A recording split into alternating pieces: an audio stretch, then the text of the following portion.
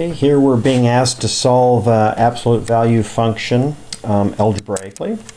So the first step, I've rewritten it here. I'm going to isolate the absolute value on the left-hand side. So because this minus 10 is on the outside, I'm going to add 10 to both sides of the equation. So my new equation then will have the absolute value isolated all by itself on the left-hand side. And I'll get 13. Now I'm looking at my instructions up here. It says to enter DNE does not exist if there's no solution.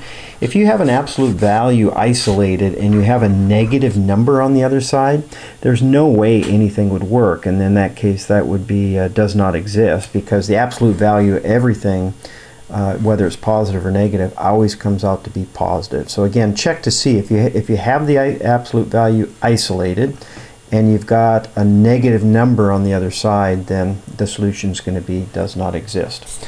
Okay, next step, think about it this way. If what's inside this absolute value is a positive 13, that will work because the absolute value of 13 is 13. And if what's inside is negative 13, that will also work because the absolute value of negative 13 is 13. So I'm going to break it up into two separate equations. Okay, so here are my two equations. Notice the absolute value is gone now. We've got 2 minus 10x is equal to 13, or 2 minus 10x equals negative 13. So now I just solve for x. Subtracting 2 from both sides, my next equation would be minus 10x equals what? 11 if I subtract 2 from both sides. Divide both sides by negative 10, and one of my solutions then will be x equals negative 11 tenths, and it says to enter my answer as integers if they come out to be integers, or reduced fractions. Well, negative 11 tenths is reduced.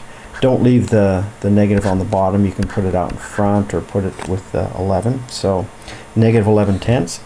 My other equation, if I subtract 2 from both sides, let's see, negative 13 minus 2 more is negative 15.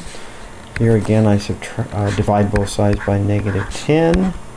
And on this one I've got a negative divided by a negative is positive, and this one does reduce, and it does say to enter your answer as reduced fractions. So this reduces if you divide the top and bottom by 5 to 3/2. So my two answers would be negative 11 tenths.